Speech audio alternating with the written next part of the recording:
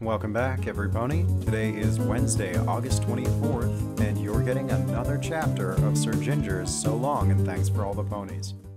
Welcome back! Aren't you ponies lucky to get so many episodes so fast?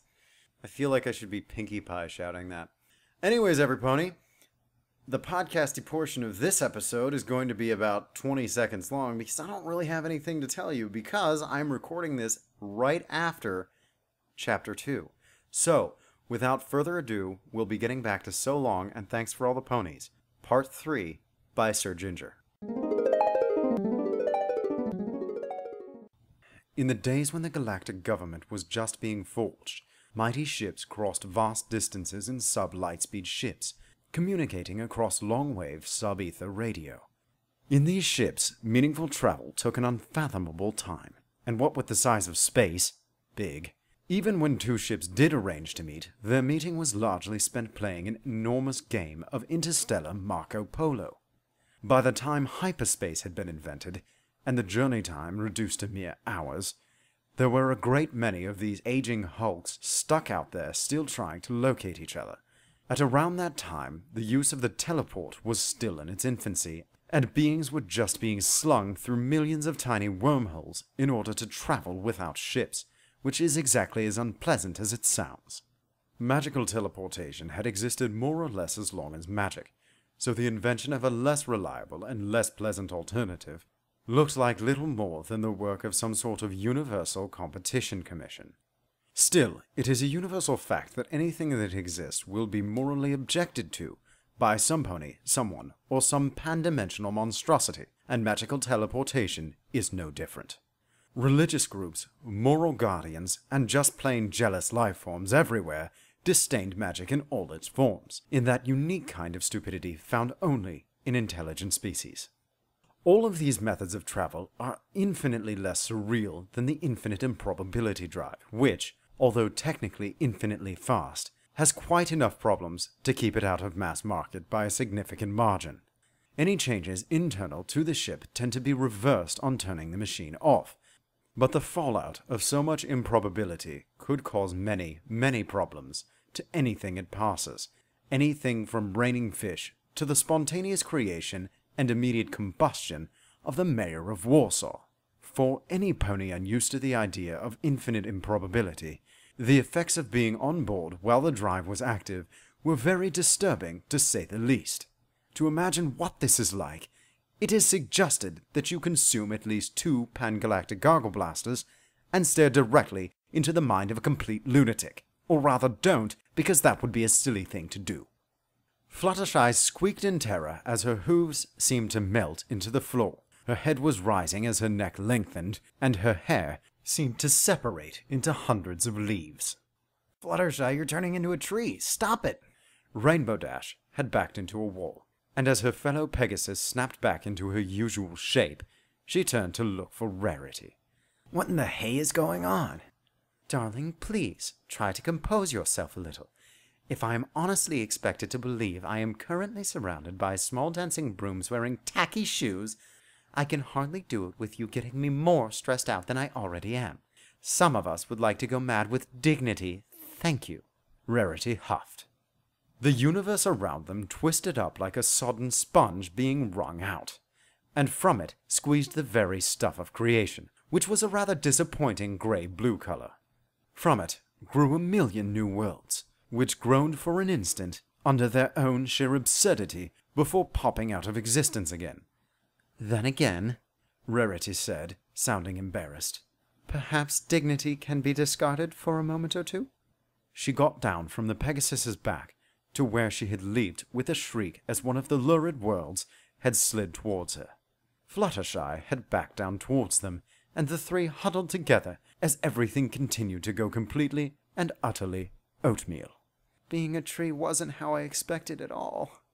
It never is, said a small clam as it hurtled past, caught in a tornado composed only of other shellfish. The three sat thoughtfully on what seemed at the moment to be the ground. Are we all seeing the same thing? Asked Dash, staring up as a turtle whipped past in the aforementioned tornado.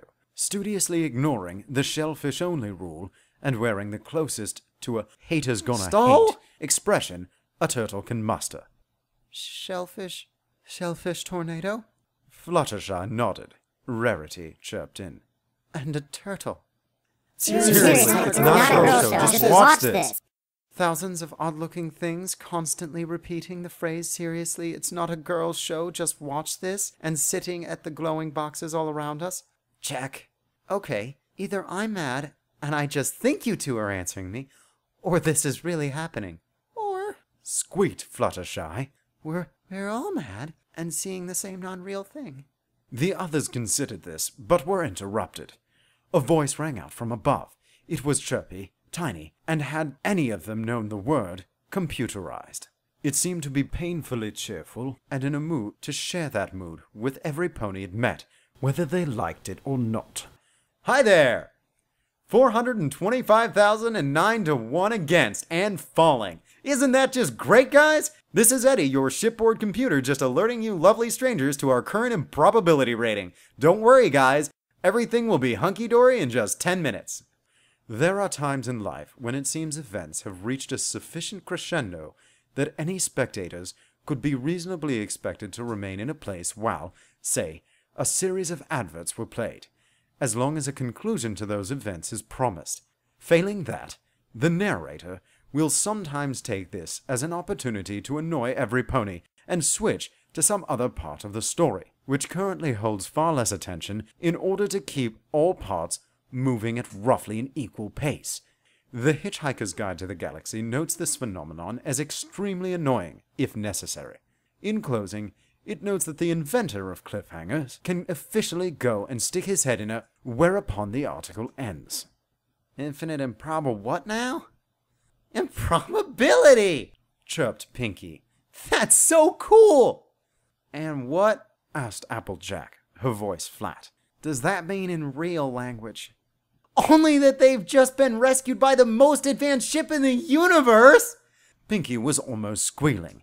I'm so jealous! Twilight shook her head. But, Pinky, why is that a good thing? Twilight almost shrieked. We lost our friends! Oh, well... Pinky paused, glancing at a wall screen. I'm jealous because, for starters, we're going to be in this pod for ages until it finds the nearest spaceport. They get to have a super-duper adventure while we're going to be sitting in here twiddling our hooves. I've always wanted to try going to infinite improbability. I mean, anything can happen around you, and you really can't get hurt. So, you get to see so much. They're safe, and I'm pretty sure I have an idea for finding them as long as they stay on that ship. Besides, I know the pony that stole it, and he... Stole? Applejack and Twilight shouted in unison. Oh yeah, he's nice. A bit odd if you know what I mean. She leaned in close and spoke out of the side of her mouth. To be honest, he's pretty weird. He wears the strangest clothes and he's always talking about going to parties and other stuff. It's like he doesn't think about anything else. The pony she was currently talking about was lounging in a chair, staring absently into the cocktail he had levitated in front of one of his faces. His other head was staring at the feed from the cameras of the lower decks where the strange ponies had ended up. His name was Zaphod Beeblebrox, and as the probability ratio normalized, he took a sip from his glass. He has not only his own article in the Hitchhiker's Guide, but whole others dedicated to his career, wardrobe, romantic conquest, and likely mental disorders. He had grown the second head because it had seemed like a good idea at the time, and the second unicorn horn was simply for style. The asymmetry of having both of them on the same head had not occurred to him. He was wearing a long coat with more than the usual spectrum of colors on it, and a paisley lining in red.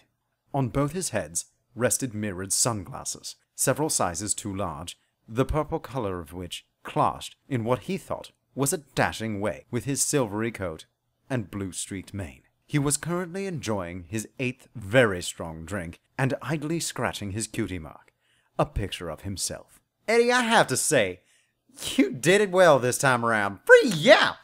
That white one is a laser beam. Should I get a third horn? Nah, wouldn't go well. Would it? Whatever. I hope this rainbow colt hasn't called dibs on any of those other lovely fillies.